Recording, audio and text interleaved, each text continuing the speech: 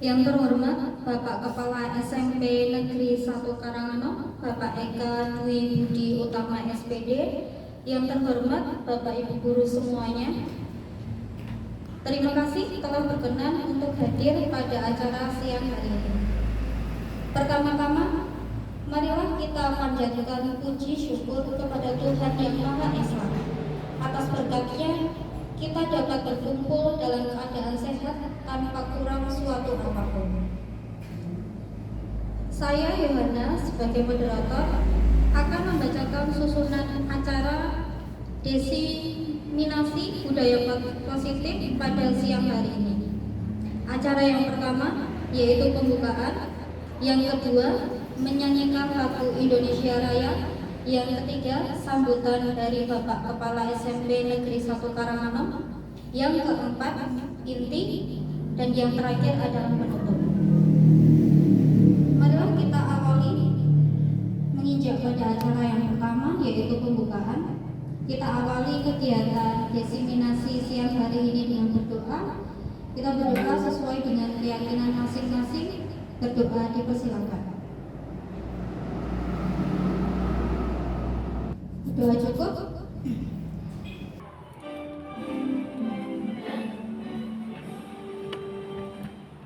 Indonesia tanah airku, tanah tumpah darahku, di sanalah aku berdiri, jadi pandu hidupku. Indonesia kebangsaanku, bangsa dan tanah airku, marilah kita bersatu, Indonesia bersatu.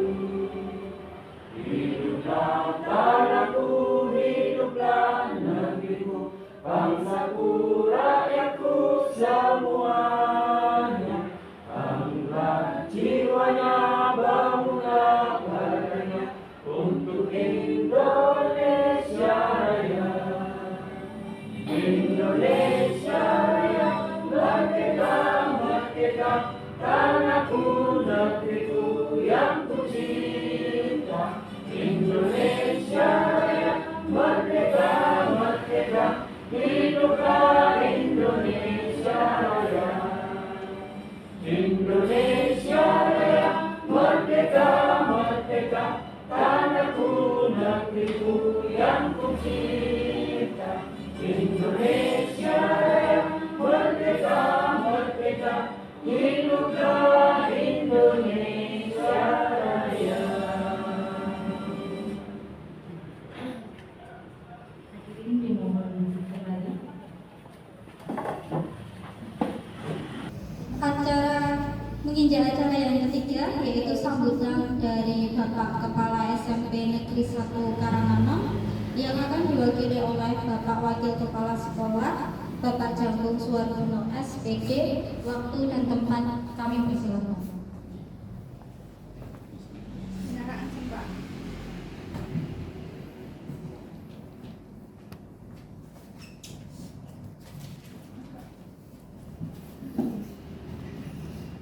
Assalamualaikum warahmatullahi wabarakatuh. Waalaikumsalam warahmatullahi wabarakatuh. Bismillahirrahmanirrahim. Alhamdulillahirabbil alamin. Asyhadu an la ilaha illallah wa asyhadu anna Muhammadan abduhu wa rasuluhu la nabiyya ba'dah.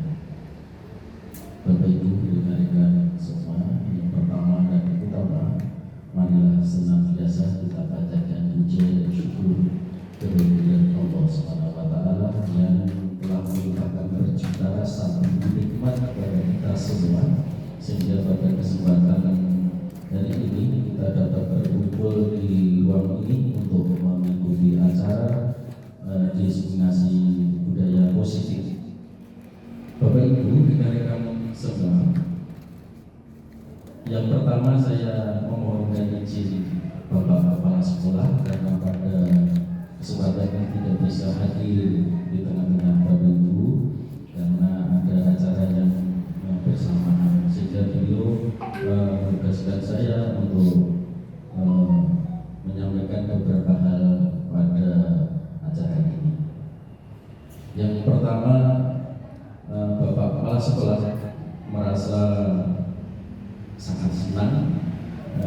terutama dengan program pendidikan guru penggerak atau PGP. Kalau tidak dari angkatan yang ke-10 di SSNB Satu Karangmangu ada 2 rekan kita Bapak Ibu yang masuk dalam program ini, yaitu Bapak Arisman SPD dan Ibu Siti Asih. Bapak Ibu, saya berharap dengan program guru penggerak ini akan menambah kemajuan kebaikan untuk sekolah ini, baik dari segi guru maupun dari segi fisik dan kemajuan sekolah ini. Untuk itu kami sampaikan selamat kepada guru penggerak atau pendidikan guru penggerak kali ini yang angkatan 10 ini, kepada Bapak Arisman SPD. Saya berharap Bapak Arisman dapat membawa kemajuan untuk sekolah ini dan dapat menularkan ilmunya, budaya positif ini atau melalui acara destinasi budaya positif ini kepada Bapak Ibu guru yang lain, semoga menambah kemajuan tadi. Dan juga kami sampaikan terima kasih pada Bapak Ibu guru semua yang mengikuti acara kali ini. Semoga dengan adanya destinasi budaya positif yang akan disampaikan oleh teman-teman yang mengikuti pendidikan guru penggerak atau PGP ini, nanti akan menggerakkan saudara-saudara semua, teman-teman semua untuk mengikuti jejak langkah Pak Arisman dan Ibu Siti Uminarsih menjadi guru penggerak juga, mengikuti pendidikan guru penggerak juga, dan pada akhirnya menjadi guru penggerak, dan endingnya nanti setelah kita menjadi sekolah penggerak. Baik Bapak Ibu, saya berharap juga Pak Arisman maupun teman-teman yang mengikuti pendidikan guru penggerak ini dapat lebih mengembangkan kompetensinya dan memberikan warna untuk sekolah kita tercinta ini.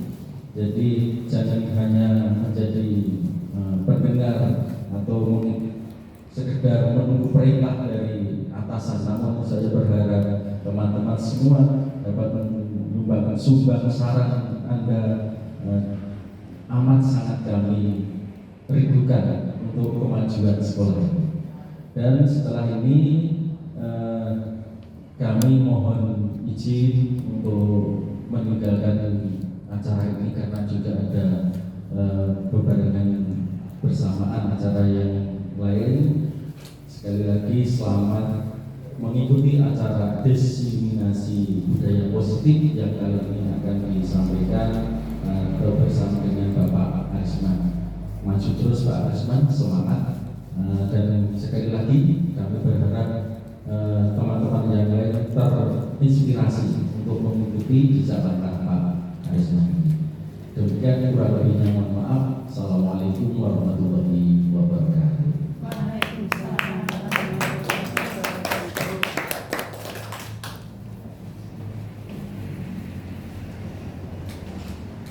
Terima kasih untuk sambutan yang telah diwakilkan oleh Bapak Jamrung Suwardono SPD.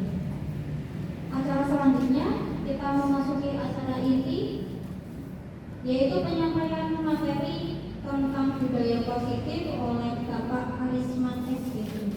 Waktu dan tempat akan dipersilakan.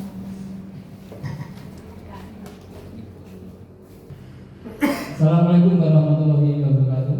Waalaikumsalam warahmatullahi wabarakatuh. Yang terhormat Bapak Kepala Sekolah SMP Negeri 1 Karangmangu yang diwakilkan oleh Bapak Jamrung Suwardono Pendidikan. Kemudian yang terhormat juga kepada ibu bapak semuanya yang telah hadir pada kesempatan siang hari ini dalam acara diseminasi budaya positif yang nanti akan saya sampaikan.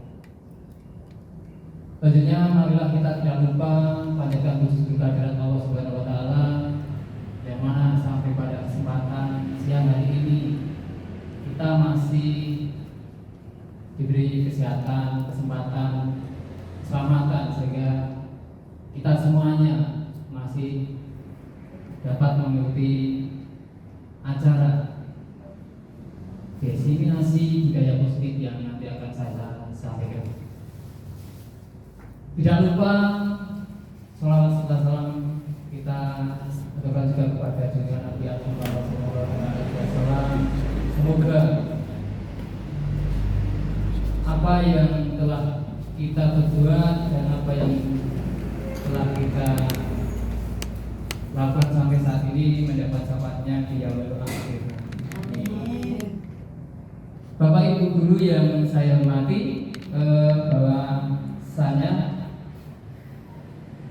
sebelum kita menginjakkan ke materi budaya positif, alangkah baiknya karena lesu saya kira nanti sebelum kita melaksanakan kegiatan sampai pada siang hari ini, mulai dari pagi sampai sekarang kita terlalu banyak kegiatan yang kita lakukan di SMP Negeri 1 Karanganyar ini, sehingga beberapa hal yang harus kita lakukan sampai terbagi Bapak Ibu guru kegiatan-kegiatannya mulai dari pagi sampai siang, tidak putus-putusnya sampai bahkan sampai jam 1 lebih kita masih ada di tempat ini.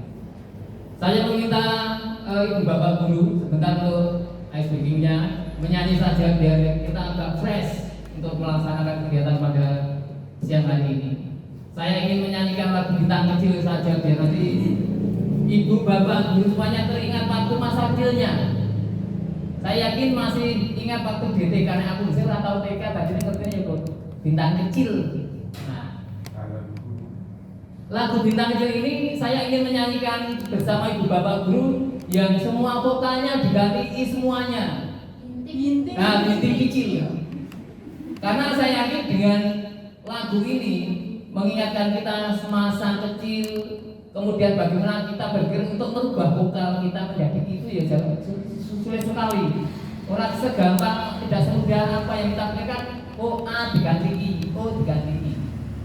Saya kira gitu. Biar kita nanti fresh, mari kita sama-sama menyanyikan Bintang Kecil yang vokalnya diganti I. Bisa ya Bapak Ibu semuanya ya? Bisa. Oke. Berdiri atau duduk? Berdiri, oke berdiri. Oke semangat, berdiri dulu. Ya, siap ya? Saya beri contoh. Bintik kecil di langit yang tinggi, ini tinggi, minggis tingkisi, iki ingin terbenteng nyanyi, ciri tinggi di titik diri. Nah, gitu ya? Bisa? Oke. 1, 2, 3. Ini kecil di langit yang tinggi, ini tinggi, minggis tingkisi, ini ingin terbenteng nyanyi, ciri tinggi di titik diri. Tepuk tangan untuk semuanya.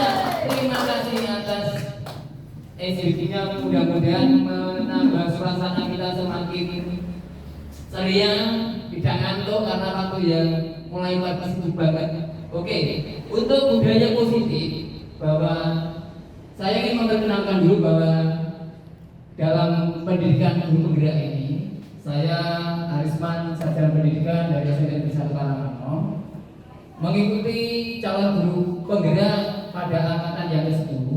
Kemudian saya didampingi oleh fasilitator saya Bapak Bekti Rianto, Magister saya, sama Ibu Jatuh Rahmawati, sarjana pendidikan. Selanjutnya bahwa dari perkenalan itu dan kita masuk ke sebelum masuk ke materi ada tujuan pendidikan. Tentunya dari pendidikan yang kita lakukan sampai pada saat ini kita mengacu atau tertumpu pada pendidikan yang difilosofikan oleh Ki Hajar Dewantara. Menurut Ki Hajar Dewantara bahwa pendidikan atau tujuan pendidikan adalah menuntun segala kodrat yang ada pada anak agar mereka mencapai keselamatan dan kebahagiaan yang setinggi-tingginya, baik selaku manusia ataupun sebagai anggota masyarakat secara umum. Itu adalah filosofi pendidikan yang dicetuskan oleh Ki Hajar Dewantara. Oleh sebab itu, pendidikan hanya dapat menuntun tumbuh atau hidupnya kekuatan kodrat yang ada pada anak-anak agar dapat memperbaiki lakunya. Bukan dasarnya hidup dan tumbuhnya kekuatan kodrat anak dengan budaya positif. Dari pembelajaran ini, pada intinya adalah kita selaku pendidik, kita dituntut hanya untuk bisa menuntun, istilahnya ngomong. Itu kalau dari tujuan pendidikan dari Ki Hajar Dewantara itu ngomong. Nah, dari ngomong itulah nanti kita harus menjadi seorang guru yang bisa menerima murid apa adanya, wis latar belakangnya seperti apa harus kita terima dengan lapang dada. Koyo ngomong murid iki caranya dituntun ngomong bocah koyo ngomong. Nah, itulah nanti dari tujuan pendidikan yang kita pelajari. Ibu bapak guru yang saya hormati, dengan budaya positif, mungkin dari ibu bapak semuanya apa tuh budaya positif? Mungkin di sini sudah ada budaya positif seperti ini. Kalau menurut bapak itu guru sendiri apa kira-kira budaya positif itu? Mungkin ada yang tahu? Iya ini.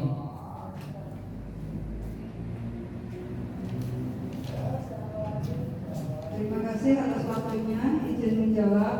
Menurut saya budaya positif adalah nilai kebiasaan yang berpihak pada murid. Ini Bapak. Terima kasih. Ya, terima kasih. Jadi jawaban dari ibu ini adalah budaya positif merupakan nilai kebiasaan yang ada di sekolah. Mungkin ada bapak ibu guru yang lain yang menjawab. Oh ya, bapak. Izin menjawab. Ya. Budaya positif yaitu suatu lingkungan dalam organisasi atau keluarga yang mendukung dan mempromosikan nilai-nilai perilaku dan praktek yang meningkatkan kesejahteraan. Terima kasih. Terima kasih Bang Gagang atas pendapatnya. Jadi dari pendapat Bu Umi juga Pak Gagang itu semuanya benar, bahwa budaya positif merupakan budaya yang berada di sekolah, di mana nilai kebiasaan di sekolah yang berpihak pada murid agar mereka dapat berkembang menjadi pribadi-pribadi yang kritis, pribadi-pribadi yang penuh hormat, pribadi-pribadi yang bertanggung jawab. Itu adalah budaya positif yang harus kita jalankan di sekolah. Harus kita jalankan di sekolah. Karena apa? Pada dasarnya bahwa pembiasaan yang kita lakukan setiap hari, di sekolah, mulai pagi sampai siang, sering kita lakukan. Misalnya budaya 5S, senyum sapa dan sebagainya. Kemudian setiap pagi kita mengadakan pembiasaan diri buat anak-anak semuanya. Tapi kalau boleh saya menyampaikan juga, yang lebih penting adalah dari bapak ibu semuanya itu harus ketemu dengan anak-anak untuk saya. Jadi dengan pembiasaan budaya positif yang dibudayakan positif orang tua anak itu, guru ya perlu dibudayakan positifnya, paling tidak ketemu dengan anak-anaknya. Nah, misalnya yang menjadi wali kelas sebagai setiap pagi rakitan 10 menit, 15 menit jadi ketemu anak-anak ini lebih bagus. Karena apa? Dengan pembiasaan budaya positif, anak dan guru semuanya berjalan bersama, kolaborasi, nanti akan tercipta budaya yang positif di SMP Negeri 1 Karanganyar akan lebih baik lagi. Kita akan mengetahui karakter anak satu-satu. Setiap hari keluhannya apa? Karena apa? Dalam pada dasarnya adalah proses pembelajaran kita.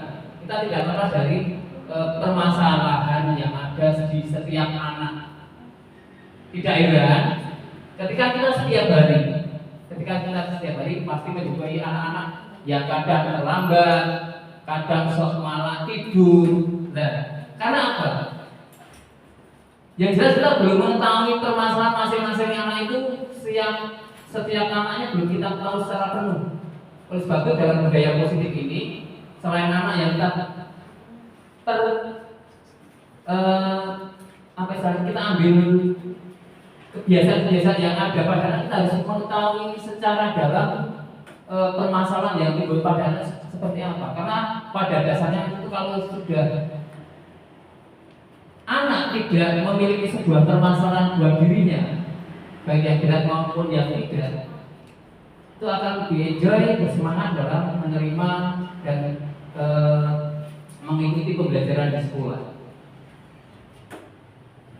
Lanjut.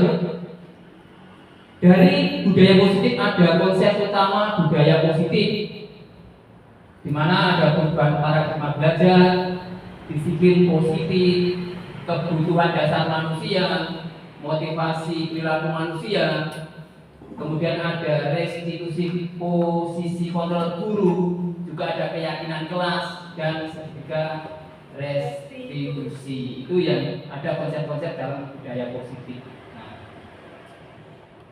Kemudian dari konsep utama itu kita bisa menjabarkan sedikit mengenai perubahan paradigma belajar. Bagaimana untuk membangun sebuah budaya positif? Bagaimana membangun sebuah budaya positif di sekolah? Tentunya kita tidak terlepas dari lingkungan sekolah itu yang nyaman. Karena apa? Itu sangat penting. Ketika ketidaknyamanan tempat, amannya tempat, kemudian bagaimana situasi lingkungan itu tidak mendukung, itu akan sangat berpengaruh terhadap perubahan yang kita inginkan, terutama buat murid-murid kita, buat anak-anak didik kita, itu tidak akan tercapai. Jadi perubahan pembelajaran yang harus kita lakukan adalah kita menstabilkan lingkungan dulu seperti apa agar lingkungan kita yang kita inginkan nanti dalam proses pembelajarannya tercapai dengan baik. Itu salah satunya adalah lingkungan yang nyaman buat anak-anak, aman buat anak-anak. Karena dengan aman, anak-anak akan merasa tentram, akan merasa nyaman untuk belajarnya. Nah, dari upaya membangun budaya positif di sekolah dapat menyediakan lingkungan yang nyaman, aman. Kemudian siswa itu akan mampu berpikir secara kritis, tadi saya katakan, dan mampu berkreasi, dapat berpikir, dapat mencipta, dapat berkarya secara merdeka, bebas, tapi pakai norma-norma yang berlaku, serta dapat berpikir secara mandiri tanpa adanya bisikan dari lingkungannya. Dan semuanya itu harus didasarkan rasa tanggung jawab dari anak-anak karena pencetusan ide-ide atau gagasan-gagasan yang dimunculkan. Itu adalah perubahan paradigma yang perlu kita pelajari. Kemudian disiplin sangat berkaitan dengan kontrol guru terhadap siswa sehingga terwujudnya profil pelajar Pancasila. Itu dari perubahan yang ada. Kemudian dari pembelajaran dengan paradigma baru, tadi saya katakan ada profil pelajar Pancasila di mana ada 6 profil pelajar Pancasila. Mungkin dari beberapa itu paling tidak pernah mendengar profil pelajar Pancasila koyo apa, seperti apa profil pelajar Pancasila. Mungkin Biana atau Bu Umi Hasanah? Saya. Oh, monggo. Nyanyi ya Pak? Boleh Pak? Boleh nyanyi. Berdiri boleh Pak? Boleh. Ini Bu. Nanti kalau salah dibetulkan ya Pak ya. Belajar Pancasila, beriman dan bertakwa pada Tuhan yang Esa, yang berakhlak mulia, berikan program, gotong yang mandiri, kreatif dan bernalar kritis. Oke, sekali lagi sama-sama yuk.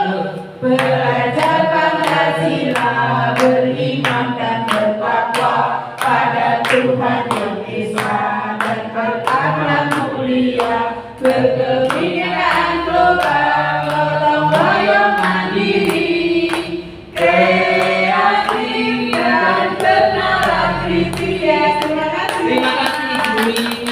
Baik, itu tadi 6 dari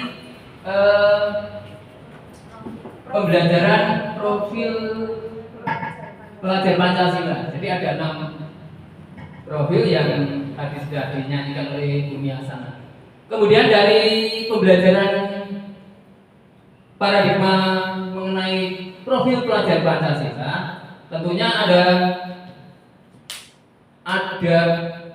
masalah yang mungkin menjumpai kita di setiap saat karena kita sebagai pendidik pengajar Islam. Misalnya ada masalah seperti ini. Ketika ibu bapak semuanya berperan sebagai A, ibu bapak berperan sebagai A, dan teman bapak ibu bapak semuanya berperan sebagai B. Dan peran bapak ibu bapak yang di sini sebagai A itu menggenggam tangan, entah itu tangan kiri atau tangan kanan, semuanya digenggam. Dan dalam genggaman itu tidak akan dilepaskan karena di situ menggenggam sesuatu yang berharga, yang harus ibu bapak semuanya dipegang kuat-kuat, jangan sampai terlepas. Nah, kemudian dari teman yang lain sebagai B ingin merebut genggaman ibu bapak semuanya yang tadi digenggam itu. Nah, bahkan dari cara merebutnya mungkin bisa tidak hanya membujuk, orang ngerayu, nek ngerayu terlalu indah. Sosok nganggo intimidasi bareng, ora kek antem. Nah, itu adalah intimidasi. Ora itu tak jijik, tak cilen. Lah nek dia cilik. Lah itu ada cerita seperti itu. Ada kasus-kasus yang seperti itu. Mungkin Bapak Ibu bagaimana dalam menyikapi apakah si A akan membukakan tangan yang tadi digenggam dengan eratnya untuk mempertahankan masalah keyakinannya, ataukah membuka kepalan tangan itu tadi? Kira-kira piye? Oh, bisa. Mungkin Bu Putri mau menjawab. Silakan Bu Putri.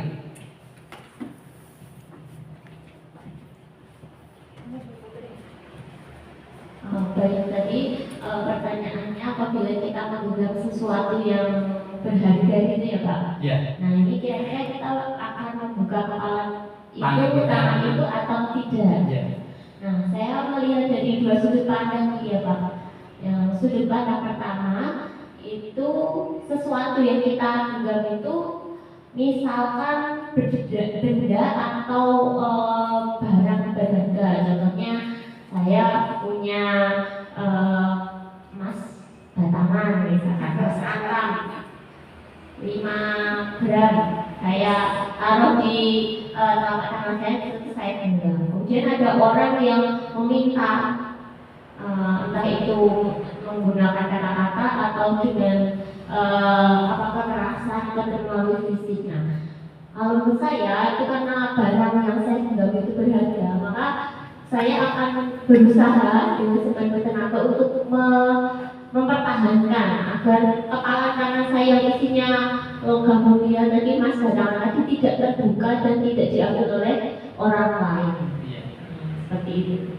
Nah, kemudian yang kedua, apabila yang saya genggam itu misalkan saya itu punya suatu keahlian atau suatu ilmu begitu yang saya pegang, yang saya miliki gitu. Nah, kalau tetap saya genggam, artinya ilmu atau keahlian itu kan tetap hanya menjadi milik saya sendiri. Tetapi apabila ilmu atau keahlian yang saya miliki itu saya share kepada teman-teman saya, itu maka ilmu itu kan akan menular gitu seperti itu. Jadi teman-teman saya juga bisa memiliki ilmu dan keahlian sama seperti saya kan, gitu Pak. Terima kasih. Ya, terima kasih Ibu Putri. Tadi ada 2 jawaban yang disampaikan Ibu Putri. Pertama, dengan menggenggam erat. Jadi menggenggam erat tangannya ketika ingin dirayu ataupun diminta perkataan atau dibujuk ataupun bahkan diintimidasi. Itu tadi jawaban yang pertama. Dan itu juga berupa badan. Kita kembali lagi ke dasar awal kita, pemikiran kita bahwa kita mempertahankan sesuatu, kita harus tahu apa toh yang harus kita pertahankan. Memang itu benda atau barang yang berharga buat kita secara pribadi ataupun buat kita secara hakikinya itu memang perlu butuh penguatan diri dipegang sekuat-kuatnya.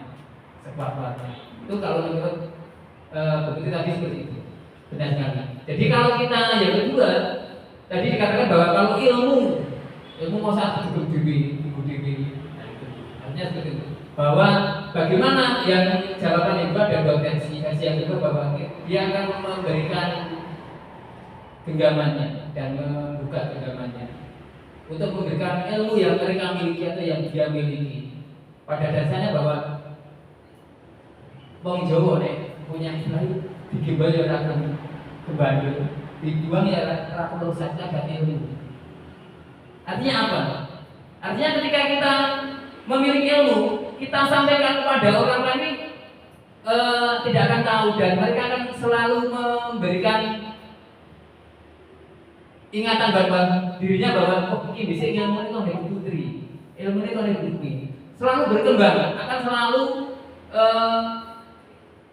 istilahnya tumbuh terus dan tidak akan sampai akhir zaman pun punah kalau dia itu mengembangkan atau menyampaikan ilmunya kepada orang lain. Tetapi tadi dikatakan bahwa badan yang saya kembang ini kalau sudah saya pegang dan lepas itu akan ya lepas itu saja. Jadi kita dalam menyikapi masalah ini bagaimana kita menyikapi masalah yang saya sampaikan tadi bahwasanya dari segi apa harus kita lakukan perbuatan, kita kembali ke dasarnya dulu.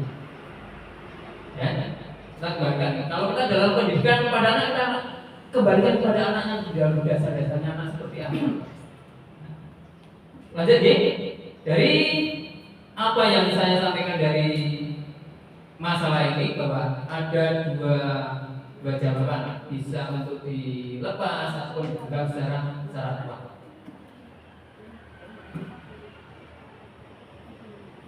Lanjut kita ke yang kedua adalah disiplin positif.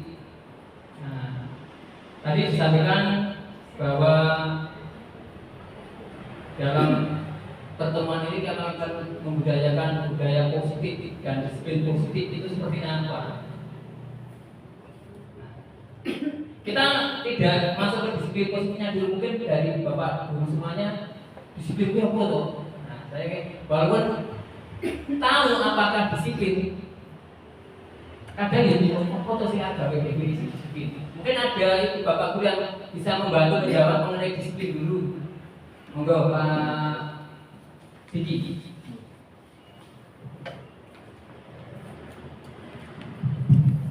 Ya, terima kasih Pak Ares yang waktunya bisa dijawab. Menurut saya disiplin itu merupakan kemampuan memerintah diri sendiri dalam mengontrol diri tanpa diperintahkan oleh orang lain. Itu menurut saya. Terima kasih. Ya, itu tadi jawaban dari Pak Diki, kemampuan untuk memerintah diri sendiri tanpa dan mengontrol pribadi kita tanpa ada dorongan dari orang lain. Itu adalah jawaban dari Pak Diki. Mungkin dari Bapak Guru yang mau membantu menjawab yang lain, Mas Diba, silakan Diba.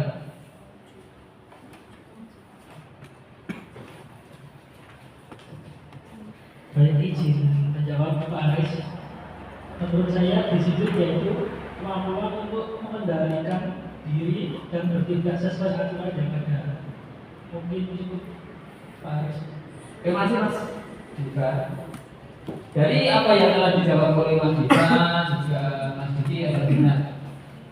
Bahwasanya disiplin sebagai kemampuan untuk memerintah diri sendiri, untuk mengontrol pribadinya sendiri, untuk menguasai dan memilih tindakan yang mengacu pada nilai-nilai kita hargai. Itu adalah mengenai disiplin. Kemudian dalam disiplin itu ada motivasi,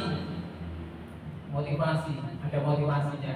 Jadi di situ ada yang motivasi dari dalam pribadi kita, juga ada dari luar atau dari sekitar kita lingkungan yang dinamakan eksternal dan internal. Pada disiplin pada disiplin ini ada motivasi internal, di mana kemampuan untuk memerintah diri sendiri datang atau hadir dari pribadi kita untuk mampu menghargai pribadi kita sendiri. Itu adalah motivasi dari dalam. Kemudian yang kedua adalah motivasi eksternal atau dari luar, di mana adanya disiplin itu untuk menghindari hukuman atau untuk mendapatkan imbalan. Itu adalah motivasi yang berasal dari luar. Mengapa kalau demikian bisa dikatakan sebagai motivasi dari luar? Karena apa? Kadang kita melaksanakan disiplin itu, wah aku benar hukum, dan aturan kena hukuman. Nah, itu adalah motivasi dari luar. Kemudian aku benar itu hadiah. Itu motivasi dari luar. Tetapi dengan adanya materi kita budaya positif ini, kita bisa mempelajari dari pribadi anak-anak kita bagaimana kesadaran mereka untuk menciptakan kedisiplinan yang lahir dari kesadaran anak-anak itu bagaimana. Itu seperti itu. Jadi saya katakan bahwa disiplin itu termotivasi ada dua versi. Yang pertama dari dalam, yang kedua dari luar. Disiplin sering dihubungkan dengan tata tertib atau peraturan, kepatuhan atau hukuman. Itu disiplin. Sering kita dengar bahwa kedisiplinan atau disiplin itu sering dihubungkan dengan tata tertib, dengan kepatuhan, bahkan dengan hukuman yang ada. Kemudian dalam budaya kita itu, kalau kita mendengar kata disiplin itu dimaknai menjadi satu yang dilakukan oleh seseorang pada orang lain untuk mendapatkan kepatuhan. Kita cenderung untuk menghubungkan kata disiplin dengan ketidaknyamanan. Jadi kondisiplin itu surah nyaman jelas. Soalnya kaitannya sama aturan. Tadi saya katakan untuk memunculkan itu, memotivasinya memang yang paling berat itu dari dalam, dari luar karena ada istilahnya dorongan, dari hukum atau dari hadiah. Dari budaya kita itu, tadi saya katakan disiplin yang dimana menjadi sesuatu yang dilakukan oleh seseorang itu pada orang lain itu untuk mendapatkan kepatuhan, dan lebih cenderung kepada kata disiplin dengan ketidaknyamanan, bahwa semua disiplin itu pasti mengarah ke ketidaknyamanan karena orang tersebut belum sadar akan apa yang akan dilakukan. Kemudian yang selanjutnya ada kebutuhan dasar manusia. Kita tidak luput dari dasar atau kebutuhan manusia itu sendiri. Dari kebutuhan dasar manusia itu ada 5 hal, di mana yang pertama adalah bertahan hidup. Yang paling utama adalah bertahan hidup. Kemudian yang kedua, kebebasan. Setelah bertanjung ada kebutuhan dasar manusia, yang kedua kebebasan. Kemudian ada penguasaan. Kemudian ada kesenangan. Dan yang terakhir ada kasih sayang dan rasa diterima. Maksudnya apa? Bahwa realita kebutuhan setiap orang pasti berbeda. Kita masing-masing, ibu bapak pun juga berbeda, apalagi anak kita sangat berbeda. Anak itu begitu, anak itu saya 7 menit. Dari kebutuhan dasar itu ada 5 kebutuhan dasar tadi. Ini ada kasus atau cerita yang menceritakan mengenai seorang ibu guru. Ibu guru namanya Ani, dia guru di SD kelas 1. Dia sedang bingung menghadapi itulah anak didiknya yang bernama Agus. Yang sing Agus itu untuk ngengkel kan ternyata. Iya, sing Agus biasanya itu memang Agus. Yang dulu, yang Agus kuning orang ini. Beberapa anak telah datang dan mengeluhkan tingkah laku Agus yang seringkali malah lah istilahnya. meminta uang. Sing diminta uang loh. Kadang ada jajanan, maman. Entah secara paksa atau tidak, yang jelas sangat mengganggu lingkungan di kelas 1 yang diampu oleh Bu Ani. Nah, jadi pada intinya Agus sering memalak teman-temannya di kelas 1, entah itu berupa bekal makanan atau saku atau duit yang mereka minta secara paksa dipalak pokoknya. Jika menghadapi hal yang seperti itu, menghadapi hal-hal yang seperti Bu Ani tadi, kira-kira apa sih ibu bapak yang ingin ibu bapak lakukan menghadapi bocah penulis sampai dia jadi Bu Ani? Nah, menurut ibu bapak, apa yang harus Anda lakukan? Kemudian alasannya apa Agus kok bisa melakukan seperti itu? Mungkin dari bapak itu bisa memberikan jawaban dari pertanyaan kisah ini tadi mengenai Ibu Ani yang mengaku di kelas 1 di SD, kemudian dia bingung dengan ulasi Agus yang selalu datang memalak, kemudian meminta makluman bahkan duit secara paksa. Nah, oleh sebab itu dari kasus-kasus yang seperti ini, cerita-cerita yang seperti ini, bagaimana ibu bapak guru dalam mengatasi masalah yang seperti ini? Kira-kira mungkin dari ibu bapak guru ada yang bisa menjawab dari pertanyaan tadi bahwa bagaimana untuk mengatasinya? Ya, Bila, silakan Bila. Terima kasih Pak Aris. Berdasarkan kasusnya Agus dan Bu Ani ini, mungkin kalau saya jadi Bu Ani, yang pertama saya akan mengumpulkan informasi terlebih dahulu. Saya pantau lewat teman-temannya dan juga dari Agusnya pribadi. Dari Agus nanti tentu saya tanyakan alasannya mengapa melakukan hal itu. Karena ada beberapa kemungkinan Pak. Dia bisa jadi melakukan itu karena dasarnya memang iseng, ada juga dasarnya mungkin karena memang betul-betul lapar, ada mungkin juga karena dia merasa punya power dari teman-temannya gitu loh. Jadi merasa aku nggak apa-apa malah teman-temanku gitu. Nah, dari alasan-alasan itu nanti bisa kita beri konsekuensi apa yang cocok untuk si Agus ini, begitu kalau menurut saya. Oke, Ibu. Terima kasih. Jadi kalau Ibu Bila mengatakan kita harus memvalidasi atau menanyai terlebih dahulu kepada anaknya Alasannya apa? dengan tindakan yang dilakukan memalak kepada temannya, entah itu berupa makanan ataupun uang, sehingga meresahkan lingkungan kelas itu. Nah, itu kita meminta alasannya apa?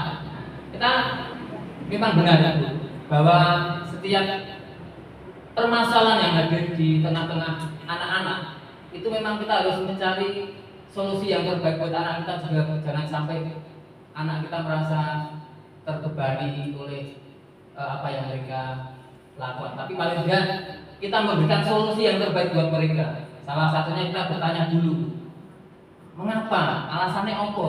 Alasannya apa kok bisa sampai kamu melakukan? Apakah tadi dikatakan itu hanya sekedar iseng? Jadi, ataukah memang betul-betul si Agusnya lapar? Jadi, itu merupakan sebuah konteks penerapan disiplin positif yang harus kita cari dari alasan Agus itu sendiri dalam melakukan sebuah tindakan yang dilakukan oleh Agus itu apakah itu merupakan sebuah survivalnya Agus ataukah memang menjadikan powernya Agus, kan begitu. Jadi ada beberapa alasan untuk menyampaikan alasan-alasan yang Agus sampaikan kepada kita selaku pendidik, ibu bapak gurunya sebagai pamongnya, ngomong anaknya itu memang betul-betul kita memberikan sebuah penjelasan yang sedetail-detailnya sehingga kita tidak bisa mengklaim atau memberikan sebuah hukuman pada anak itu kamu salah. Oleh sebab itu di sini dalam kasus ini bahwa kita mengetahui beberapa hal yang menjadikan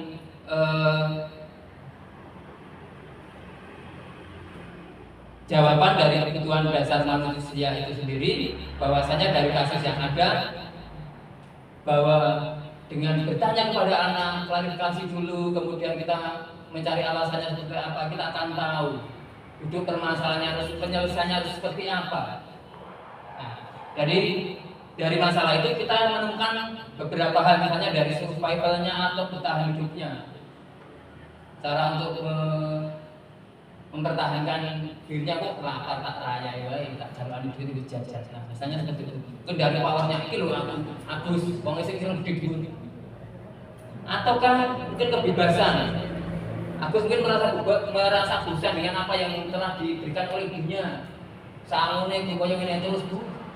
Nah, mungkin juga bisa. Oleh sebab itu dalam menyampaikan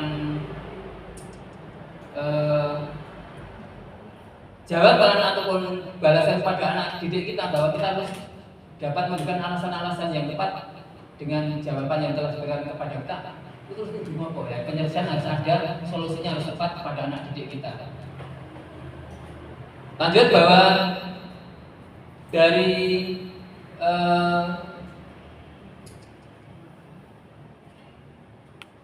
kebutuhan dasar manusia kita menuju ke perilaku dan yang dimiliki di satu dan semua perilaku semua perilaku yang memiliki tujuan. Maksudnya apa? Di sini ada beberapa teori atau motivasi perilaku manusia. Nah, motivasi tadi saya katakan ada motivasi internal, ada motivasi eksternal, sehingga bagaimana untuk memotivasi sebuah perilaku anak didik kita, baiknya mulai dari mana? Apakah itu hanya sebatas tumbuh atau lahir dari hati yang ada pada diri anak itu, sehingga aku tak lebih menghargai pribadi saya sendiri daripada sebuah salah. Mungkin dari orang lain yang timbul, misalnya dari istilahnya apa, untuk mendapatkan imbalan. Nah, aku ini atau mungkin untuk menghindari hukuman-hukuman yang ada yang telah dibuat pada aturan-aturan teman-teman yang ada di sekolah-sekolah. Itu teori motivasi yang dan perilaku manusia yang ada. Kemudian dari teori itu ada sebuah kasus juga, bahwa di sini misalnya kasusnya bahwa Iqbal kurang menguasai pelajaran bahasa Indonesia. Ada seorang anak yang dia mungkin kurang menguasai bahasa Indonesia, soalnya bahasa Indonesia itu ya menurut kualitas jangan. Saya pernah bertanya kepada mungkin Pak istri saya jawab, huruf itu apa? Saya yang paling bertanya huruf itu apa? Sebelum kamu belajar bahasa Indonesia, huruf itu apa? Mungkin Bapak Ibu guru ada yang bisa membantu hurufnya apa? Ternyata nggak ada yang bisa menjawab huruf itu apa? ABCD Pak. Menurut Bapak itu apa huruf? Ini juga tidak huruf apa? Karena ini ada kekurangan dalam belajar bahasa Indonesia. Huruf itu apa berarti? Susunan abjad dari A sampai Z. Wah, gampang kan susunan abjad. Huruf kok. Huruf kok. Lambang. Betul. Huruf itu lambang. Jadi yang benar adalah lambang. Huruf itu lambang. Lambangnya A. Ini. Itu adalah lambangnya. Dari kasus ini bahwa si Iqbal itu kurang menguasai bahasa Indonesia, sehingga pembelajaran berlangsung agak sedikit terhenti. Nah, dan si Iqbal hanya murek-murek, soalnya masuk tidak bisa bahasa Indonesia kurang lancar, kayak bunyi kurang lancar. Nah, dari situ Evan kurang lancar dalam menerima pembelajaran bahasa Indonesia, dan hanya ngorek-ngorek kertas, gambar-gambar, bahkan bunyi digambar bundut. Marah, bunyi sih digambar. Kemudian di sini ada yang saya boleh Bu Sri Mulyati isi galak. Bu Sri Mulyati galak. Bu Sri Mulyati menanyakan pertanyaan kepada Eva, dan Eva menjadi gugup. Dan tidak sengaja menjatuhkan tas dari kursi, serta tiba-tiba gagal atau gugup menjawab pertanyaan dari ibu guru tadi. Dan seluruh kelas pun pertama mengejek, pertama dia dan mengejek, agak istilahnya sering-sering agak dibantah. Dari perilaku itu yang bicara gagap dan terkejut, kemudian Bu Yati membiarkan saja dari perilaku teman-temannya tadi. Dan malu untuk semua apa istilahnya, Bu Yati menyuruh Ivan untuk maju ke depan sambil minus irung ini. Nek mau biasanya kalau tunjuknya itu kalau minus tapi sama yang sama. Karena tidak bisa menjawab pertanyaan dari Bu Yati, maka kelas semakin gaduh dan anak-anak pun tertawa melihat Eva di depan kelas memegang ujung hidungnya. Dari kasus itu, dari kasus yang ada tadi bahwa ketidakmampuan seorang anak, kemudian seorang ibu guru menyuruh ke depan sambil memegang hidungnya, ujung hidungnya. Kira-kira ibu bapak guru atau ibu bapak guru semuanya, tindakan yang dilakukan ibu yang tadi, menurut ibu bapak guru benar atau tidak? Terus mengapa? Itu pertanyaannya. Kemudian yang kedua bahwa itu yang dilakukan oleh ibu tadi sebuah hukuman atau konsekuensi yang diterima oleh Iva.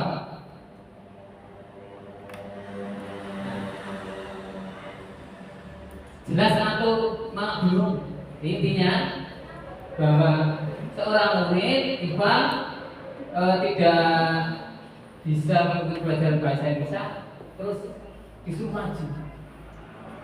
Karena sakit hidupnya, suruh maju sampai menjatuhkan tasnya tadi. Dan menurut ibu bapak semuanya, dengan disuruh maju sambil memegang hidungnya tadi oleh ibu guru tadi, menurut ibu bapak guru itu sebuah hukuman atau konsekuensi. Mungkin Bu Betty yang bisa menjawab kita ini, tapi Bu Betty sister, aku jawab ini. Pertanyaannya, sing dilakukan dia mau hukuman apa? Hukuman Pak. Hukuman atau konsekuensi? Hukuman. Hukuman. Alasannya apa? Ya karena di situ ada tekanan-tekanan yang apa ya? Yang mengindikasikan apa ya? Membuat siswa untuk menerima suatu konsekuensi yang berat. Terus menurut ibu bapak semuanya, kalau itu sebagai hukuman benar atau salah dulu? Salah. Nah, karena kita belajar budaya positif yang kita mengambil yang terbaik. Jadi buat kita adalah kita sebagai guru, bagaimana kita memberikan contoh-contoh untuk dari diri kita bahwa kita dalam memberikan sebuah konsekuensi saja, jangan sampai hukuman. Konsekuensi karena tindakan-tindakan yang kita lakukan kita harus berbicara kepada dasar-dasar dari anak itu sendiri. Jadi dikatakan mulai dari depan bahwa semua yang kita lakukan berdasarkan tindakan latar belakang anak masing-masing. Kemudian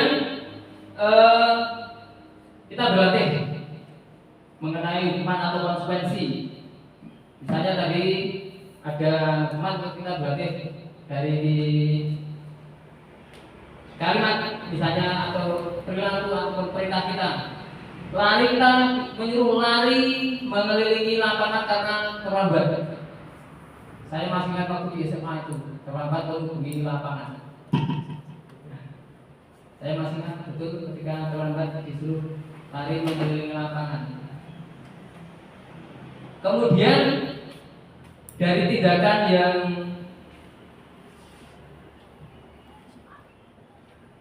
saya lakukan pada anak itu merupakan hukuman atau konsekuensi? Hukuman. Oke. Jadi tindakan yang saya lakukan pada anak, saya menyuruh anak untuk mengelilingi lapangan karena terlambatnya adalah sebuah hukuman.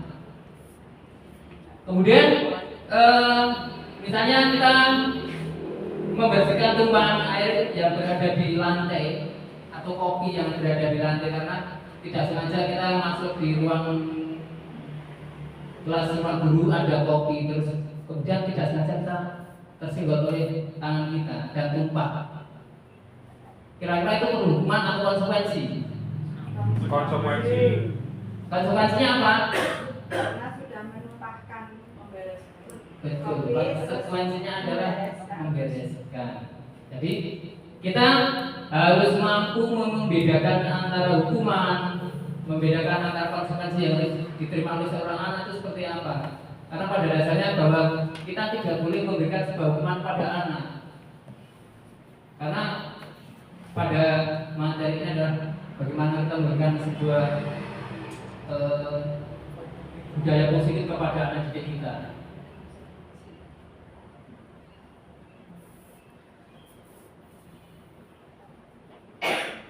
Lanjut, kita pada restitusi posisi kontrol guru. Pada posisi kontrol restitusi kita ada penghukum, membuat merasa bersalah, teman, pemantau atau manajer. Maksudnya apa? Kita sebagai guru, kita sebagai pendidik, kita mampu memposisikan pribadi kita sebagai penghukum ataukah membuat merasa bersalah atau sebagai teman kepada anak didik kita atau pemantau ataukah manajer. Nah, sampai pada saat ini kira-kira ibu bapak guru sampai pada tahapan yang mana? Penghukum atau membuat merasa bersalah atau kita sebagai teman atau pemantau atau bahkan menjadi manajer. Nah, apa yang ibu bapak lakukan sampai pada saat ini pada posisi kontrol restitusi kita selaku pendidik atau pengajar kita sampai pada tahapan yang mana kira-kira? Kelimanya sudah ya?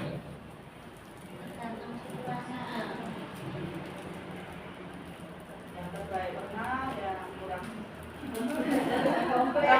Patuhi aturan saya, awas dalam hukum.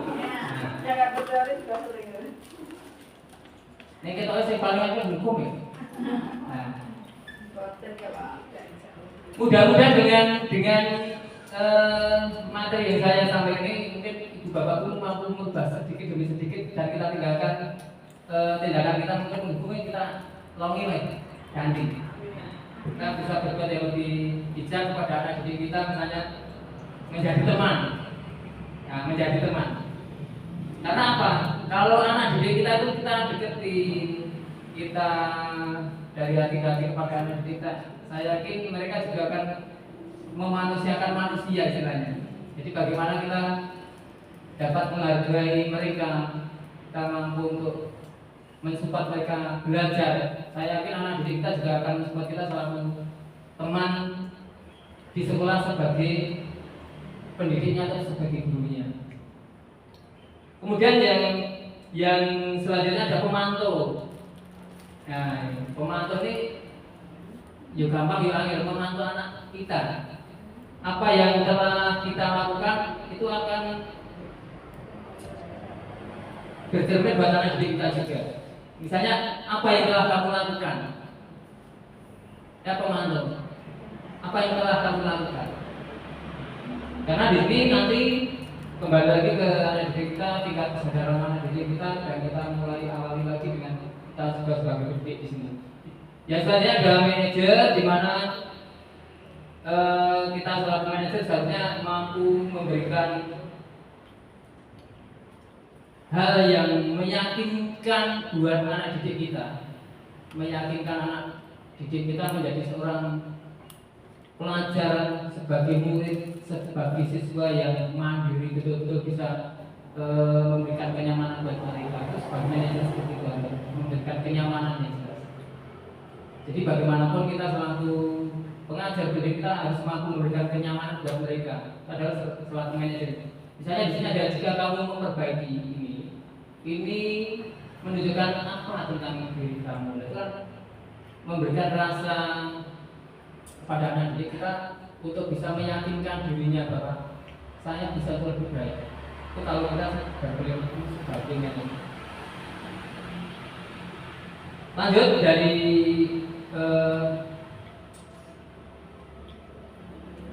yang keenam, yaitu ada keyakinan kelas. Tentunya dari keyakinan kelas, apakah Ibu Bapak Guru telah memberikan atau membuat keyakinan kelas pada anak didik kita? Sudah. Sebelumnya saya juga memberikan satu keyakinan kelas atau beberapa keyakinan kelas kepada anak didik kita untuk kita sepakat bareng-bareng. Kemudian keyakinan kelas itu apa kalau menurut Bapak semuanya? Ada keyakinan kelas, kemudian ada kesepakatan kelas juga. Nah, itu Bapak Guru, keyakinan kelas itu apa? Keyakinan kelas menurut Bapak Guru. Suatu hal yang sudah disepakati dan akan dilaksanakan bersama. Keyakinan kelas sesuatu hal yang sudah disepakati dan dilaksanakan bersama. Itu ya? Dengan konsekuensi yang telah disepakati. Dengan konsekuensi yang kita sepakati gara-gara misalnya ada keyakinan kelas. Menurut Mbak Yo mungkin bisa menambahkan dari Mbak Yo.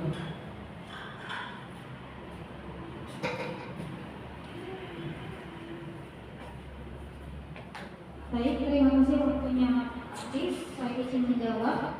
Keyakinan kelas adalah nilai-nilai kebajikan atau prinsip-prinsip universal yang disepakati bersama secara universal, terlepas dari perbedaan agama, suku, ras, dan bahasa.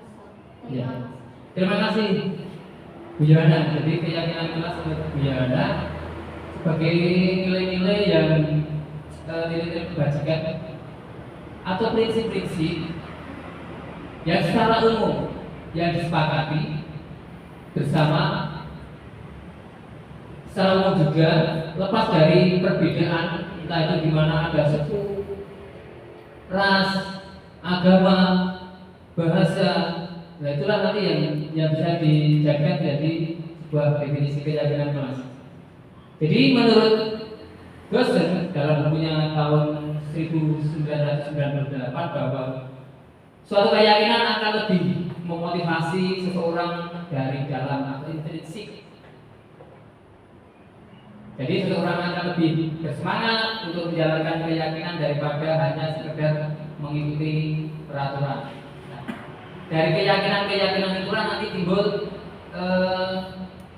rasa percaya diri pada anak didik kita, bahwa anak didik kita dalam menjalankan segala sesuatunya tanpa melanggar sebuah peraturan atau aturan-aturan yang ada di dalam sekolah. Jadi Ibu Bapak Guru semuanya, alangkah baiknya ketika kita melakukan sebuah pembelajaran di sekolah, kita sebelum melangkah lebih lanjut itu kita alangkah baiknya kita membuat keyakinan kelas yang kita sepakati bareng-bareng, kita pahami bareng-bareng, kita jalani bareng-bareng, sehingga dalam proses pembelajarannya nanti kita terhadap anak didik kita tidak merasa tertekan, tidak merasa melanggar peraturan yang ada, karena dalam prosesnya membuat keyakinan kelas itu kita perlu pembahasan atau perlu diskusi pada anak didik kita. Kita tidak bisa menemukan tak kawin keyakinan kelas. besar. Tapi oleh sebab itu yang namanya keyakinan kelas kita buat bareng-bareng. Keyakinan sekolah atau kelas, guru dapat berperan dalam mewujudkan terbentuknya keyakinan sekolah atau kelas dengan adanya kesepakatan antara guru dan murid. Tadi sedikit saya singgung bahwa kesepakatan keyakinan sekolah atau kelas itu kita buat bersama, itu dari guru.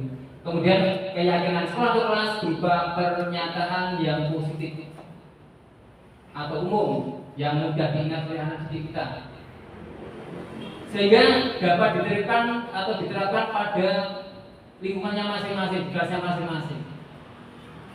Misalnya kita datang tepat waktu, itu keyakinan kelas harus kita pakai bareng-bareng, kita jalani bersama bahwa dalam pembelajaran kita harus tepat waktu. Itu salah satu. Mungkin agar kelihatannya kelas kita dia bersih, rapi selalu. Kita tidak boleh membuat sebuah pernyataan dilarang membuang sampah di pojokan misalnya. Nah, dalam membuat sebuah keyakinan kelas kita harus menggunakan kata-kata yang positif yang membangun buat anak didik kita merasa tidak terbebani. Misalnya ada tulisan buang sampah pada tempatnya. Ini ya bisa diprotes nih. Tempatnya meja. Masih diprotes. Lah yang baik kan di poin nih, di spesifikasi. Buanglah sampah di keranjang. Oleh sebab itu, ketika kita membuat sebuah pernyataan, kita harus spesifik juga. Dilarang bersepeda. Dilarang bersepeda. Aneh-aneh, bukan dilarang lagi. Dimohon berjalan kaki itu dimohon dulu ya. Boleh lari nggak dimohon itu? Boleh karena dimohon. Oleh sebab itu sesuatu kalimat yang dituangkan kita kepada anak didik kita harus, karena tadi kita menginginkan anak kita kritis. Buanglah pada tempatnya ya, buangnya tempatnya pojokan Pak, nampung. Tapi kalau kita membuat sebuah pernyataan, sebuah kata-kata itu memang harus spesifik, harus detail banget biar anak-anak tahu bahwa sampah pada keranjang. Kalau kurang keranjang, betul-betul ada keranjangnya. Pada tempatnya kalau kayak meja guni bang, itu ya tempat sampah bagi anak-anak. Oleh sebab itu membuat keyakinan kelas itu bukan hal yang mudah. Karena apa? Sidik banyak disepakati beberapa pun berpengaruh kepada lingkungan kita semuanya. Nah, itu contoh dalam membuat sebuah keyakinan kelas. Di sini tadi ada prosedur pembentukan keyakinan kelas mungkin ono 5. Ada 5 dalam proses pembentukan keyakinan kelas. Pertama, mempersilahkan warga sekolah atau siswa atau murid di sekolah atau di kelas untuk bercurah pendapat, untuk memberikan pendapatnya yang perlu disepakati dan dipahami bareng-bareng di kelas itu atau di sekolah kita. Itu yang pertama. Kemudian yang kedua, mencatat semua masukan ataupun ide-ide dari murid ke warga sekolah di papan tulis atau di kertas besar agar mudah dilihat. Yang ketiga, susunan keyakinan kelas sesuai prosedur pembentukan keyakinan sekolah atau kelas, menggunakan kalimat-kalimat dalam bentuk negatif ya positif. Tapi saya sedikit menyinggung, kita memang betul-betul harus spesifik dalam memberikan sebuah perintah pada anak atau keyakinan anak agar dalam menjalankan keyakinan itu tanpa terbebani oleh keyakinan yang kita buat. Selanjutnya yang keempat adalah tinjau kembali daftar surat pendapat yang sudah dicatat. Sebaiknya bahwa keyakinan sekolah atau kelas tidak terlalu banyak, bisa berkisar antara 3 atau 7. Tadi sudah saya sampaikan juga, kita dalam memberikan sebuah keyakinan kelas itu rasakan kami mau cukup, sebetulnya mencakup semuanya. Bahkan 3 merasa 4. Kalau yang mencakup semuanya, sudah tulis batu. Diksi yang harus tak pilih dan kata yang betul, anak-anak harus betul-betul mewakili dari semuanya. Kemudian yang yang kelima adalah semua warga kelas dipersilakan meninjau ulang dan menyetujuinya dengan menandatangani dan diletakkan di dinding kelas, ditempatkan yang mudah dilihat dan dibaca oleh warga kelas. Artinya apa? Ketika kita membuat sebuah kesepakatan, kita memang harus ada bahasa kedokteran MOU, tanda tangan itu. Jadi tanda tangan itu oleh selama ini bangga. Pak janji-janji itu begini, tak kon nulis nih aku, tak kon nulis nomor buku, tak kok kita tanggale, tak kon jokowi jamis, soal untuk kita kira tak kon nulis. Saya seperti itu biasa. Betul-betul dengar sedikit, tapi biar mereka hanya untuk mengingatkan pada anak. Itu tulisan begini. Salah satunya seperti itu. Jadi prosedurnya pembentukan keyakinan sekolah atau kelas itu ada 5, tapi 1, 2, 3 sampai 5 biasa saya katakan. Kemudian posisi wakil guru dalam keyakinan kelas bahwa selalu kembalikan kepada tempatnya. Ini ya juga kita mungkin besok bisa berbagi lagi ya pada tempatnya ya. Kita selalu guru memang harus kritis banget karena mengajarkan anak berpikir secara kritis. Yang norak. Saya kembali lagi kepada kita, kembali lagi kepada pembelajaran kita bahwa kita harus kritis. Nah, selalu mengembalikan buku pada rak atau tempat buku. Nah itu jelas, perintahnya jelas banget. Nah itu keyakinan kelas yang kita berikan pada anak bahwa rasa tanggung jawab anak. Jadi rasa tanggung jawab anak pada pribadinya terutama tentang aturan-aturan yang ada. Karena tanpa keyakinan kelas nanti semuanya kan juga berubah semuanya. Kemudian dilarang mengganggu orang lain. Di sini masih ada kata dilarang. Itu harus diubah banyak kata dilarang. Karena keyakinan kelas. Nah perlu diubah. Apa yang perlu diubah dilarangnya? Nah, bisa tidak boleh mengganggu orang lain. Kan kata dilarang jadi negatif kan? Nah, tidak boleh mengganggu orang lain, tidak boleh.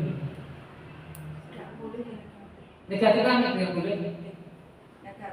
Negatif masih. Ya. Atau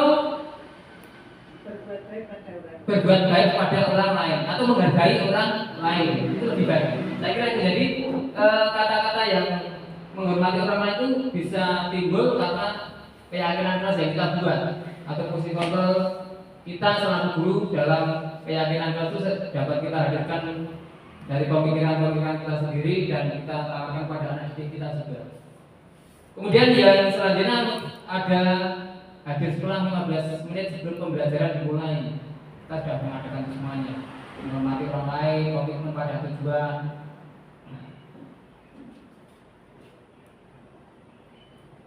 Kemudian selanjutnya ada segitiga restitusi. Nah, di mana proses menciptakan kondisi bagi murid untuk memperbaiki kesalahan yang mereka lakukan,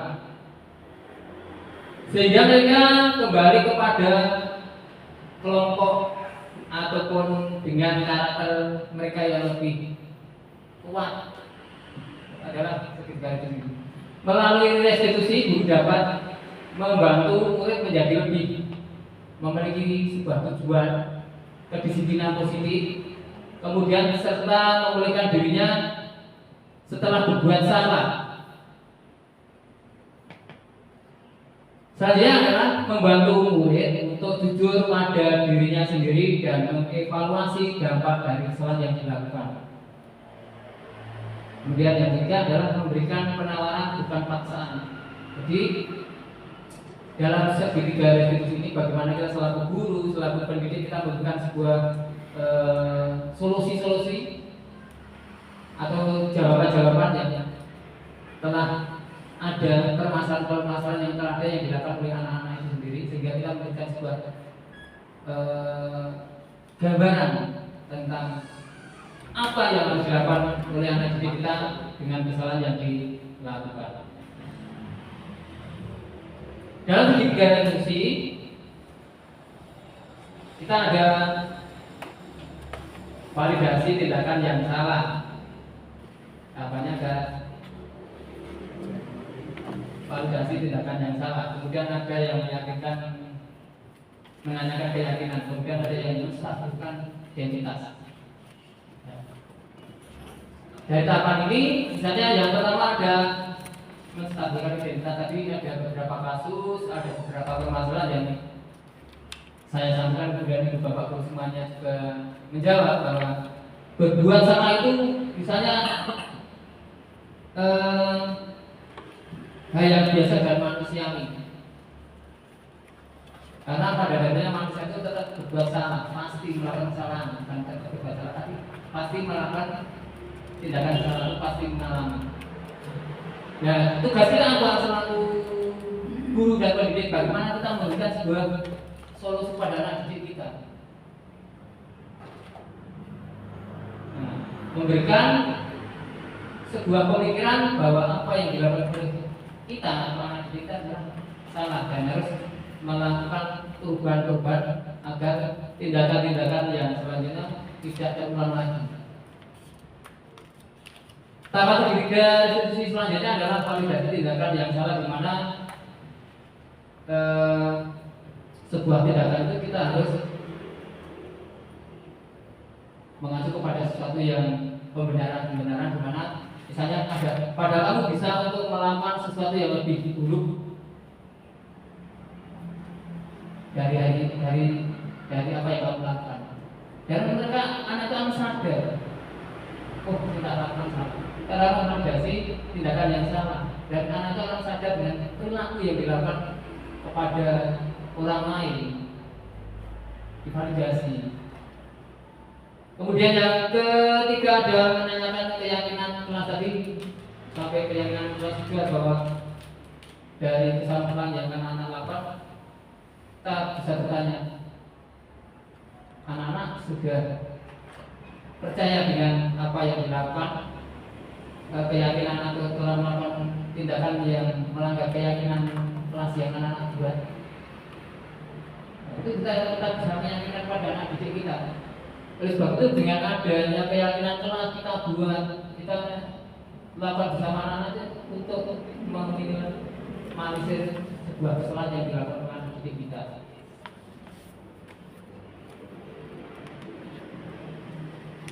Kemudian bagaimana penerapan restitusi yang ada? Nah, dalam sebuah penerapan restitusi tadi bahwa ada sebuah kasus. Di sini misalnya kasusnya adalah Sabrina itu sering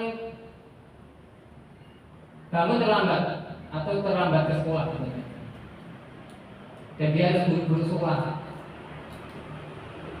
Nah, Sabrina sering terlambat ke sekolah, kemudian dalam memakai atribut sekolahnya mungkin salah, bahkan mungkin tidak memakai ikat pinggang yang sesuai dengan aturan yang ada. Kemudian mungkin sepatunya juga salah, tidak sesuai yang dicantumkan dari aturan sekolah yang ada. Dan di sini ada Pak Lukman yang menanyakan Sabrina mengenai apa peraturan sekolah yang tentang seragam ataupun warna sepatu yang dipakai oleh Sabrina ketika ke sekolah, apakah berwarna hitam atau putih, karena dia memakainya salah karena bangunnya terlambat tadi. Kemudian Pak Lukman sendiri tetap bersikeras tidak mau untuk mendengarkan semua alasan-alasan yang diberikan oleh Sabrina ketika sampai di sekolah, memberikan sebuah alasan mengapa dan bagaimana kok bisa terlambat, alasannya apa. Nah, di sini Pak Lukman tidak mau tahu Kalau tidak mau tahu mengenai alasan-alasan yang diberikan oleh Sabrina kepada Pak Lukman. Dalam kasus itu, sikap posisi apakah yang diambil oleh Pak Lukman? Kemudian apa indikatornya? Nah, di sini Pak Lukman memberikan hukuman yang tidak sesuai. Pak Lukman tidak memberikan kesempatan meskipun Sabrina telah memberikan kejelasan tadi sudah dijelaskan ya orang ngerti kok, nggak mau tahu. Kira-kira dalam kasus ini Pak Lukman menerapkan restitusi yang bagaimana? Menghukum. Karena tadi saya katakan bahwa tidak mau tahu dengan alasan yang telah disampaikan oleh Sabrina. Jadi kita selaku pendidik pengajar ini dengan adanya kasus ini sebagai pembelajaran kita bahwa kita kepada anak didik kita tidak harus langsung klaim. Kok salah? Tidak boleh. Tidak boleh, kita selalu tidak boleh seperti itu karena dari awal bahwa tujuan dari pembelajaran yang telah dicetuskan oleh Kiai Dewantara adalah ngomong, menuntun pada anak didik kita untuk bisa belajar merdeka.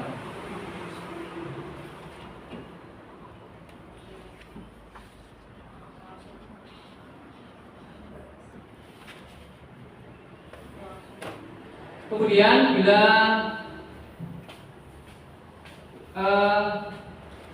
dikatakan tadi sebuah hukuman, kira-kira bagaimana jika Pak Lukman itu kita jaga sebagai manajernya, terus dia caranya ngatasi anak yang mau, dan itu Bapak Ibu seperti apa? Kalau sebagai manajer? Saya menanyakan kepada, terima kasih izin menjawab.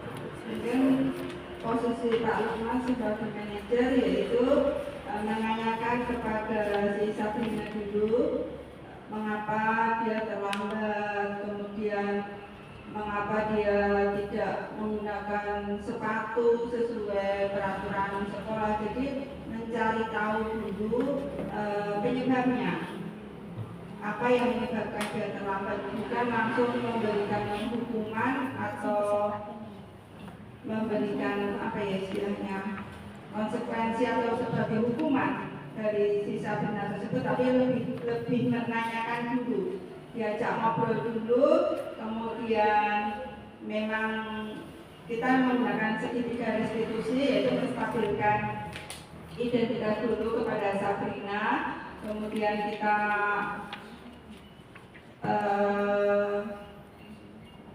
memvalidasi rasa bersalah bahwa setiap manusia pernah melakukan suatu kesalahan termasuk Sabrina. Jadi apa yang dilakukan Sabrina itu memang salah, tetapi di sini tidak dicari siapa yang salah, tetapi kita lebih ke penyebabnya.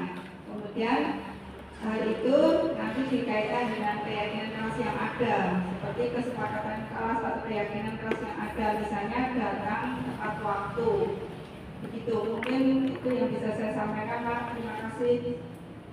Oke, terima kasih Bu Siti Minasih atas jawaban yang telah disampaikan. Mengingat waktu kita mepet ya, saya mengulangi mungkin apa yang saya sampaikan sampai di sini dulu. Ada kurang lebihnya saya mohon maaf, namun pada intinya bahwa dari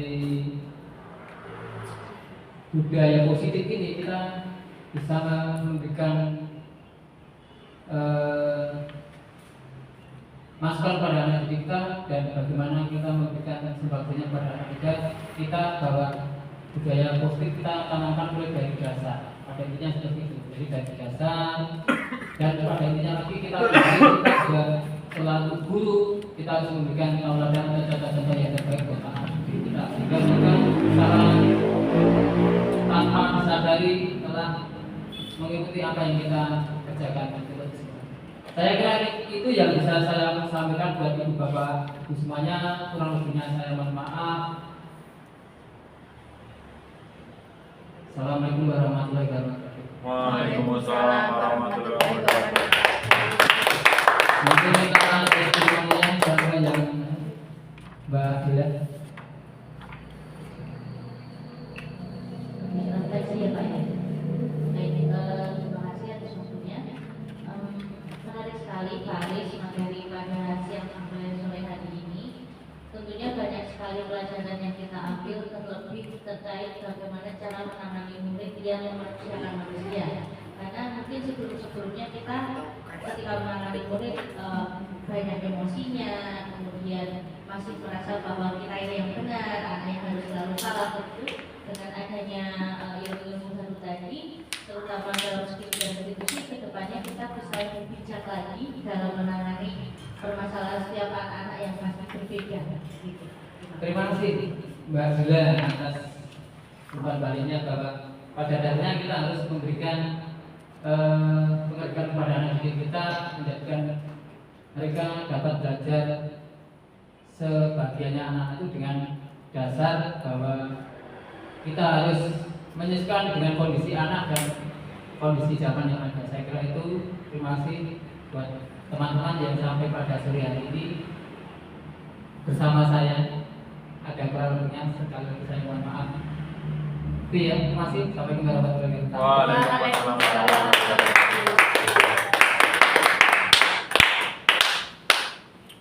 Terima kasih atas partisipasi Bapak Ibu semuanya, mulai dari awal hingga berakhirnya acara diseminasi siang hari ini.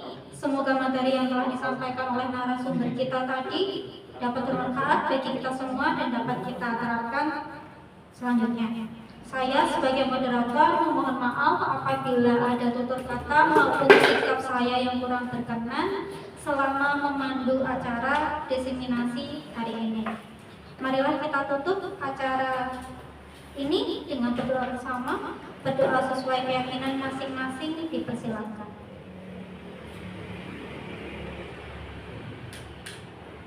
Berdoa cukup. Terima kasih.